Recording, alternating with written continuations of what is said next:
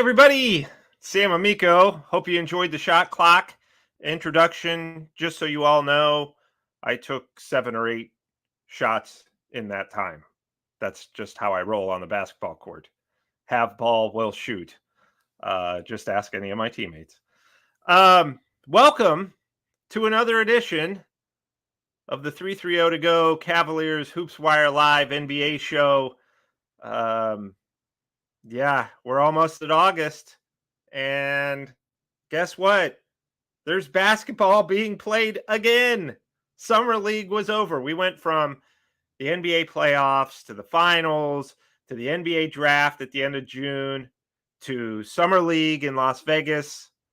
Now the brightest stars in the NBA are playing again right now. Well, this weekend it starts, as of course the Olympic Games in Paris are underway. Team USA, tons of legends, right? LeBron James, Steph Curry, Kevin Durant, Jason Tatum, who just won a title with the Celtics. A lot of big names on that team. Brightest of the bright. And I'm going to tune in.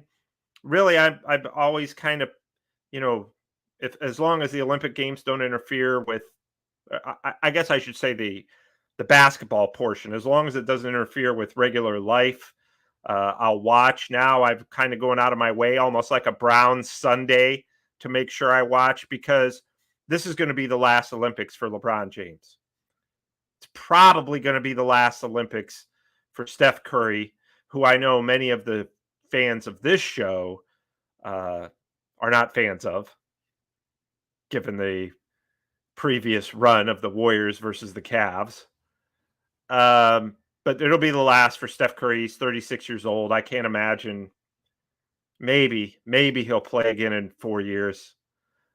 Kevin Durant, these are the last Olympics for a lot of these guys. LeBron has already said it's going to be the last Olympics for him. The next one will be 44 years old. So, and I can tell you, as somebody who's older than 44, 45 is when it all goes downhill. Actually, no, I still feel young somehow. Still talking about basketball and writing about basketball for a living. That probably helps keep me young. So, and you deserve a lot of credit for that, because without you,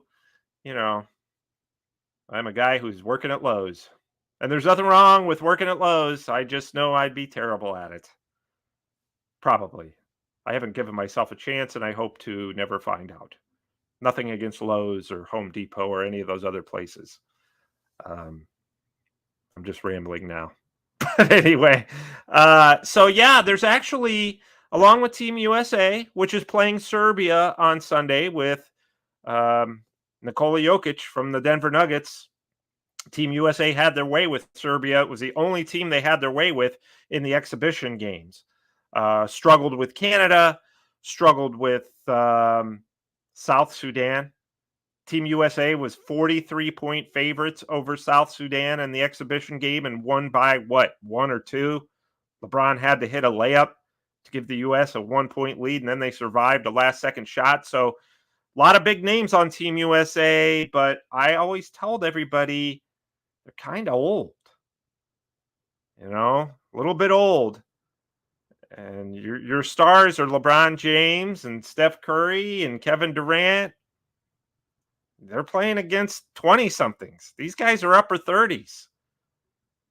So, I think USA is destined for the gold. I really do. But it's not a gimme like it was in 1992 with the Dream Team, or 4 years later with, Dream Team 2, which included Mark Price, Cleveland Cavaliers great. So anyway, speaking of the Cavaliers, there actually is a little bit going on right now. I know, our beloved Cleveland Browns just started training camp, which is exciting to me as a guy who, is just a fan. I'm in the media, so to speak. I don't really consider myself a true media member. I think I have too much personality for that. But I think, which I can say these things in the off season because I don't have to see the other writers until, you know, September, October. So I can take shots at them now and have fun with it. But I know the Browns have started, you know, and I can follow it as a fan.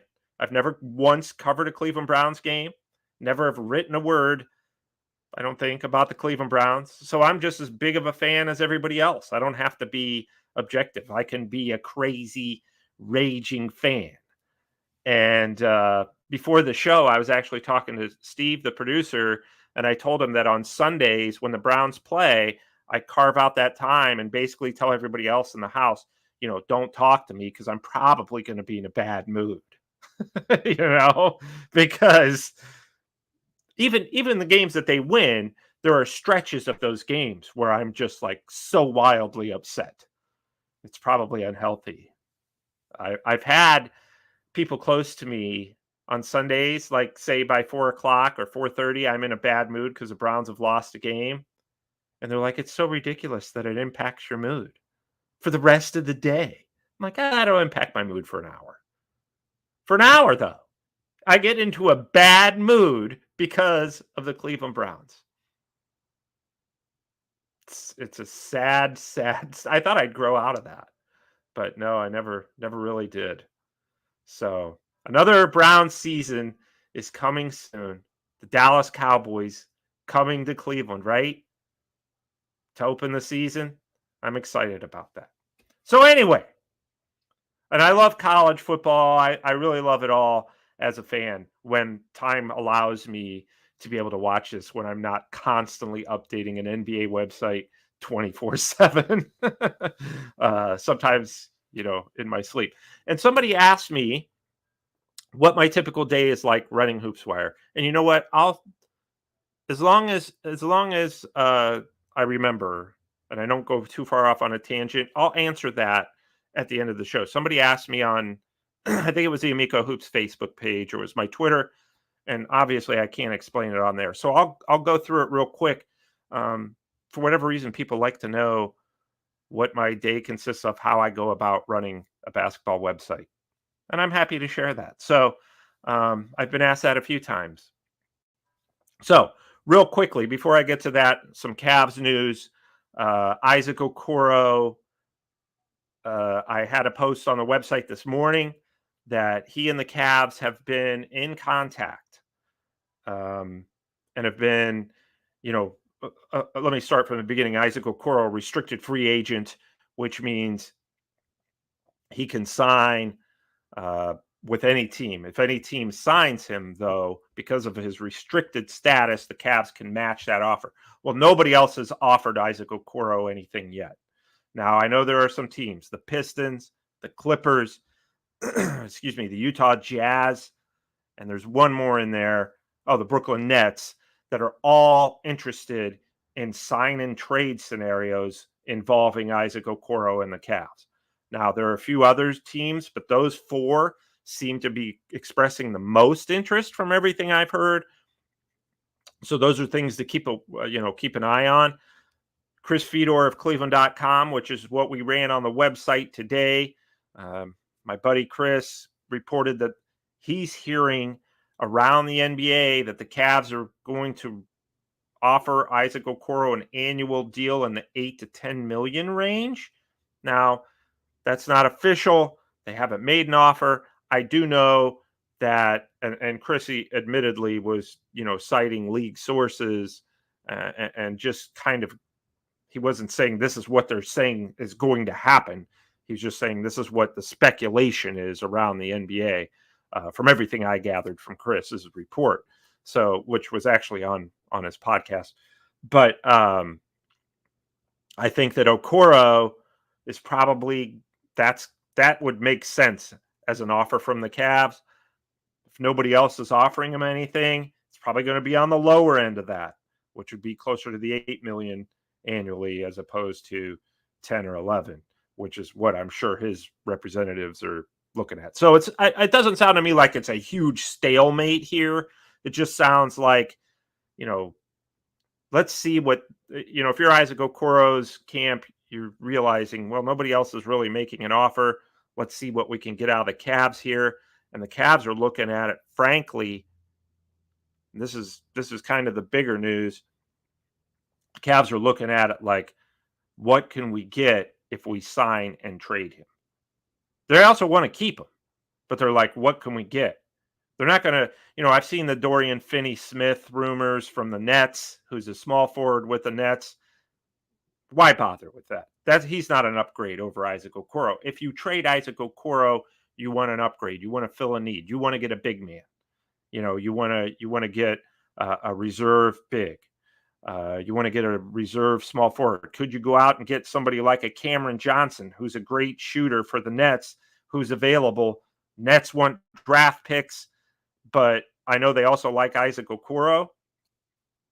I think that's something to throw out there if you're the Cavs. The Cavs don't have any draft picks to give up. So there's a lot in the works. The Clippers, I know, would love him. The Detroit Pistons, with new coach J.B. Bickerstaff, really would love Okoro. I've brought that up on here before. He'd be a great fit in Utah with the Jazz. Former Cavs Lauri Markkanen and Colin Sexton are there. So what could the Cavs do in terms of Utah always looking for draft picks? That's where the Cavs are going to run into problems in sign and trade situations. They just don't have the picks to give up because they trade them all in the Donovan Mitchell deal. But I would never count out Kobe Altman, Cavs president of basketball operations. Pulled off Donovan Mitchell trade, right? He's pulled off multiple other trades. Remember when he gutted the roster? What was that, 2017 or 2018, when they had Isaiah Thomas and Derrick Rose and all those guys, and he shipped them off the trade deadline? Kobe Altman's a wheeler and a dealer. Danny Ainge, CEO, president, GM in Utah, and Kobe Altman. Those are the two guys around the NBA who are known, have a reputation of, we're going to pull the trigger. We're going to do something. So now, that said, the Cavs are one of three. I almost had it right. Sorry, I didn't mean to hit the mic there. They're one of three teams to have never signed a free agent in the summer of 2024. So, they haven't signed anybody. Obviously, the Lakers and the Celtics, by the way, are the two others. Celtics I get, because they're the world champs. The Cavaliers signed Evan Mobley this past week to a contract extension. Donovan Mitchell a couple weeks ago to a contract extension. And nobody else. They haven't signed any outside free agents. Only three teams. Celtics, Lakers, Cavs. What are the Lakers doing? Lakers, I don't want to get too far into the Lakers, but what are they doing? Nothing. They re-signed LeBron James. For all the buzz and the rumors that we're constantly hearing about the Lakers during the offseason, not a thing. That's a team that needs to make some moves. Your star player is going to be 40. Your second best player, Anthony Davis, who's just been spectacular these past couple of years, when healthy. That's the key with Anthony Davis. Can't stay healthy. When he does, he's phenomenal. He really is. Just a phenomenal player, phenomenal big man, defense, everything. Got it all. But can't stay on the court. So your second best player is injury prone. And even though he's 30, 31, it's kind of like having another 40-year-old.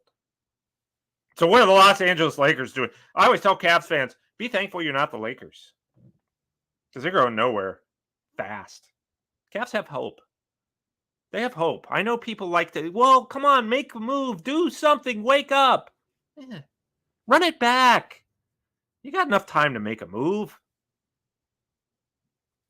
You can make a trade until February. You got a new coach. All they need to do is figure out what's going on with Isaac Okoro.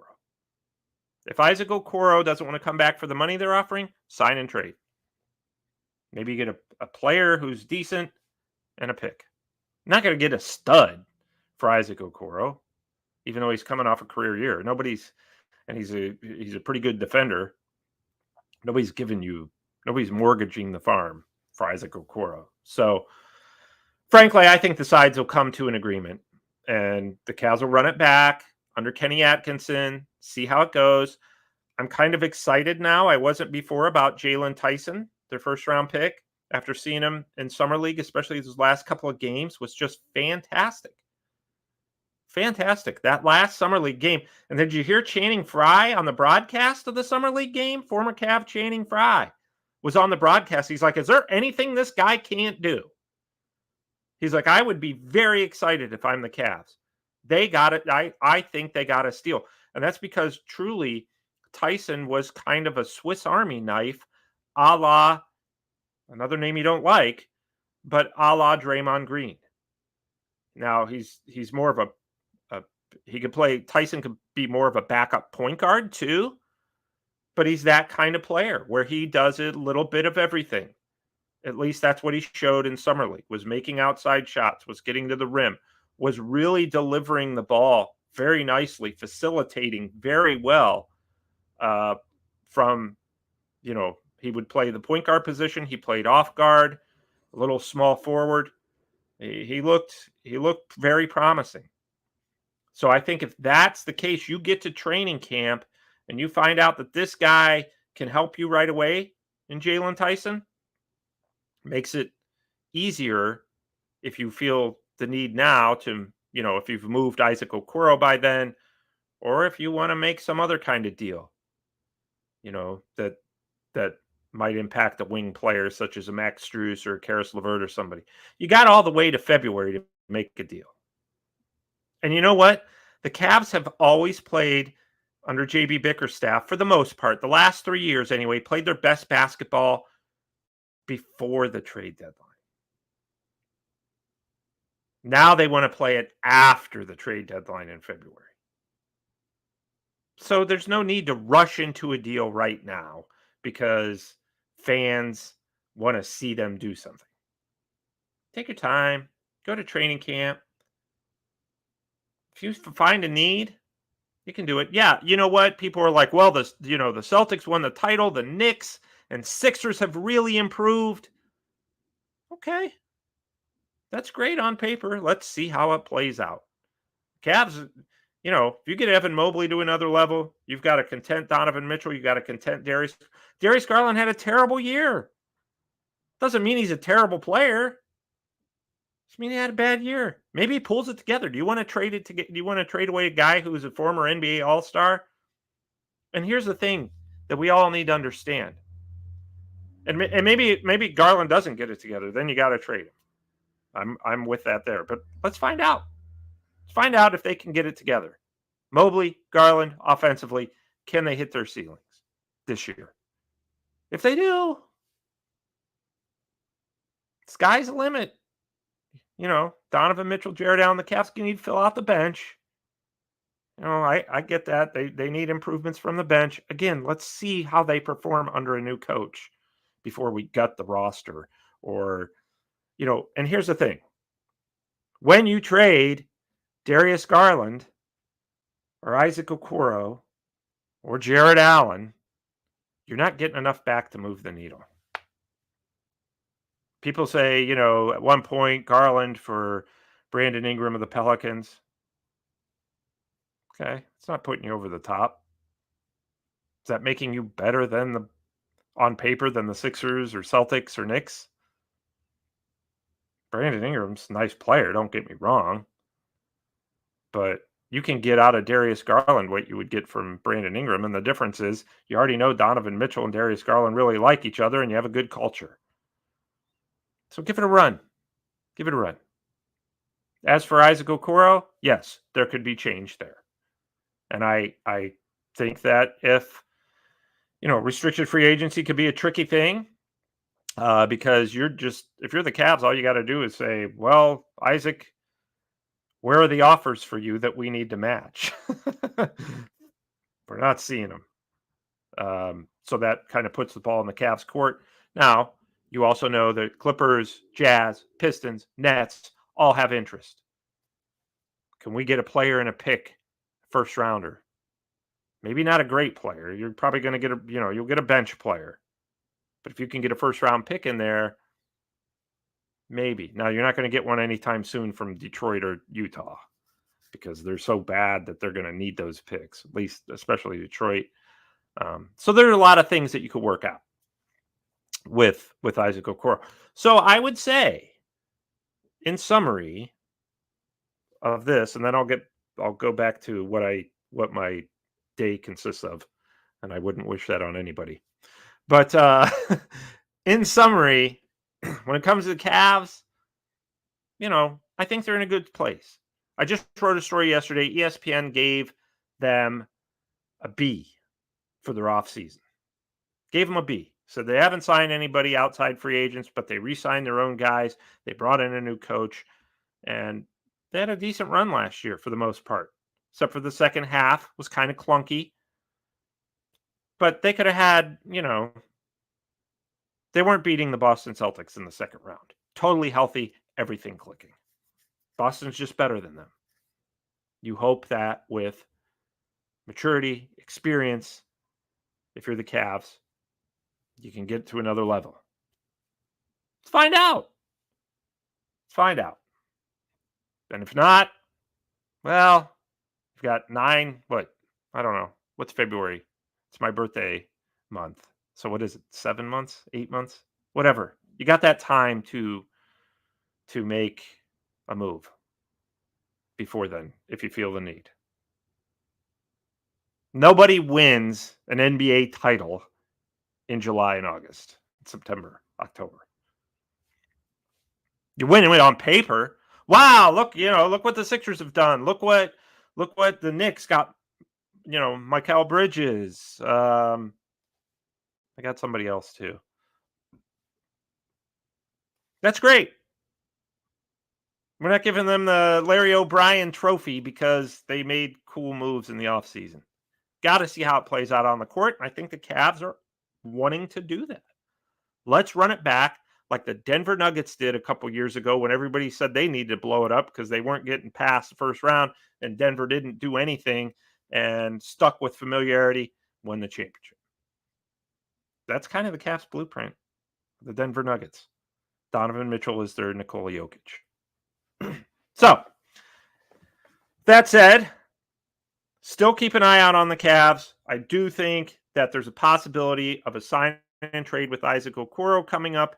And I do think that there's a possibility of nothing happening beyond. So I think that's something to keep an eye on. As far as the Amico Daily Grind, real quick, I can tell you that usually I wake up, have a cup of coffee, maybe 2. Summer, sit out on back patio, ease into the day. Okay? And then the rest of the day, my life is work. I mean, obviously I have family, get a workout in. I manage to squeeze those things in. And I try to, look, I have a regular life like everybody else where, hey, it's a nephew's birthday party. You're going to be at the lake for 4 hours today. Fortunately, I have help, but with Ashish Mathur, who's the other full-timer at HoopsWire, and he does a magnificent job. We kind of fill in around for each other. Ashish took last week off. Good for him. He had a vacation. My vacations, I'm usually still updating the website at some point. So in reality, I haven't had a vacation in 8 years because now, August, September, I'm not updating the website as much, but we still need, we're trying to get 10 to 12 minimum posts a day, regardless of what day it is. Opening NFL Sunday, which is not a big basketball day. We have at least 10 to 12 posts on HoopsWire that day, every day. Now, there's some days where we might only get 6, 7, 8, but that's not by design. It's because life interfered. So my day, ease into the day, couple of cups of coffee, and then I sit down and start going. I research the news. I look what's hot in the NBA. We always try to keep it professional. Right now, we're writing a lot of trade proposals. I know fans think that's kind of spammy, but they're so well read. And you know what? For me, they're fun to write, which are hypothetical trades. I wrote one of Max Strus to the Blazers the other day, which I actually came up with on my own. People weren't a fan of it, but it was fun to write. Look, I'm not asking everybody to be a huge fan of everything we write. What I'm asking is to create conversation, provide information, and have a good time because it's sports. So let's have fun. And I know some fans take their sports very seriously. Anyway, and get very angry if you write something that they don't like. So then my day after that, really, cups of coffee, easing into the day, and then I get started. And it's writing posts. Usually, I know people still associate me with the Cavs, and the Cavs do very well on our website. It's not a Cavs website. It's an NBA website. It's a basketball website. We do have more coverage of the Cavs, thanks to yours truly, than probably anybody else. And the Cavs are very well read and very well received on our website. But for instance, yesterday, I saw that the Houston Rockets signed Australian standout Jack McVee. That goes on the website. We try to get everything that happens in the NBA on the site as quickly as possible. Now, if I'm at the playground with my son and the Houston Rockets sign Jack McVee that nobody's really probably ever heard of, I stay at the playground. I'm not worried about that, especially in July. We'll get Jack McVee on the website tonight. So, there is that element of it. I'm not like a Woj or a Shams, and I would never want to be one of those guys. As great as they are, their job is 24/7 texting all around the clock. It never ends. Sometimes they sleep 3-hour nights, 2-hour nights. Now they're very well compensated, but they're giving up. To me, they've given up their life, and I just wouldn't want to do that. And Adrian Wojnarowski has gone on record saying he told Jeff Passan, who's the MLB writer from Cleveland for ESPN. Jeff has said that Woj told him that when he retires, the very minute he retires, he's throwing his phone in the ocean. I don't want to feel like that. So we don't go that extreme. But, usually my day is I get up, start posting, maybe do a radio hit on the days we do this show, which has been Friday at noon lately, live anyway. I do the show, then we go right back to posting. Ashish, I'm sure, has been posting stuff this whole time. At least he better be. And, usually until about 4:00, I'll go from the time I wake up till about 4:00. And then, I take like a 3-4 hour break in there, spend time with family, get in a workout, go do things that I may not, be able to do, stuff I got to take care of. Hey, honey, we need a new car. Go get a new car. Those kind of things, So, or go shopping for groceries, whatever. Daily life stuff I try to tackle in that 3-4 hour window, in the middle of the day, early evening, dinner, all that stuff. And then at night, it's back to it. It's back to it. Sometimes I'll go to 8:00 to midnight, 1 a.m. posting again. And I don't watch a whole lot of TV. If there's something to watch, if the Cavs are on, if there's an NBA game I want to see, NFL games that aren't the Browns, I'll have them on in the background sometimes while I'm writing and working and updating the website. That my life is work. And because I love my job, can't complain. And it's been good. It's been beneficial. So there are times I'm at the stage of my life now where I won't miss things. I won't miss my son's baseball games, or, my oldest boy is running in college track and cross country. When I can, I'll get down there to see it. Sometimes they post them online. I'll watch that. I'm not going to miss stuff at this age and at this season in my life because there's a Cavs game on. I won't do it. Our website, again, is not the Cavs. It's the NBA, and it brings in the other teams are very vital to what we do. So I'm not sitting around watching games like I was in my beat writing days. Most of the games I'll be able to catch.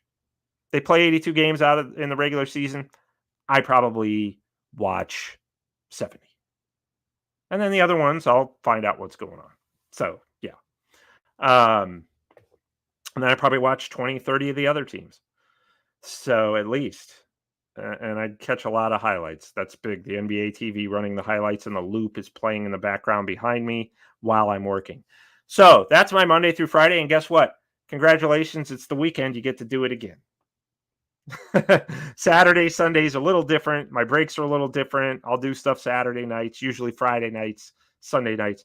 But again, I'm always on the clock, and I love it. Love it. You know, people have talked to me about retirement, and I'm like, yeah, I took a week off 8 years ago and hated it. So I'll probably be doing this until somebody makes me stop, which could be the Lord in heaven above, or other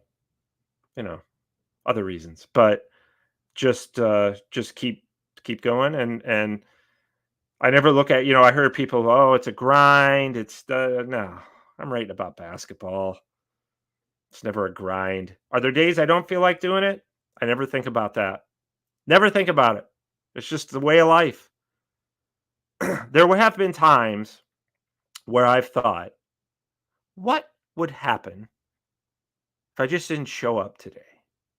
If I didn't touch the website at all? Would anyone notice? Probably not a ton of people, but some people would notice. I could probably name those people. John Sable, friend of the show, would be like, what happened?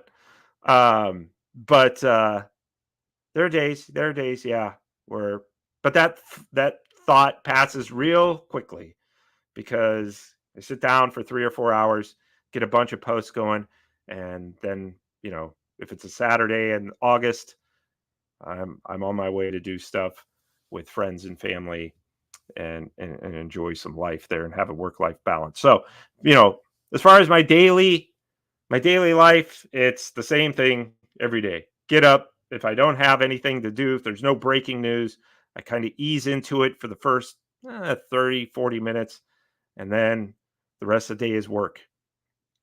But I do balance in family life, particularly, I guess he's 7. I don't know. I'll have to ask him. One of my kids is pretty young, and I have to talk to him about that. He seems to know my age. Always blurts it out. And he'll when I'm working, he'll come up to me and say things like, "Hey, Dad, yesterday I saw 3 people with blue eyes." I'm like, "Dude, I probably saw like 12, and I'm working here." No, not really. I'm a big pushover as a parent. I'm the weak parent. I give in, and I'm probably too nice, but whatever. So that's my day. I work all day, but it never feels like work. I always tell everybody I get to play all day. I'm very blessed in that area. Very fortunate. And I thank all you guys for making it happen, really. Because without readers and viewers and listeners, I don't get to do this. Like I said, it's Taco Bell time or whatever place would be willing to hire me, which probably isn't much. Okay, give us your experience. Yeah, I write about basketball for a website that I run. And the follow-up question probably be in your mom's basement. So yeah, I don't have experience doing much else. I run a basketball website. I really like watching the Cleveland Browns and Guardians in my free time, and college football. Big Akron Zips fan. I like our chances against Ohio State in the opener. Please note that I followed that with a laugh. Anyway, So I hope I gave you a little bit of insight in these 35 minutes. Thank you for joining so much. Plan is to be back next week. Might have some Isaac Okoro news. Might have some other stuff on the Cavs. Certainly be talking Team USA a little bit because this is it. This is it, and I think that they're going to be challenged. Whether it's Germany or France or Australia, Spain, they're going to be challenged by somebody. They were challenged by South Sudan. The Americans are not going into this as a cakewalk. So, thank you so much for joining. And I could talk all day to you, but I'm going to end it here. So, thanks again, and we'll talk to you next week.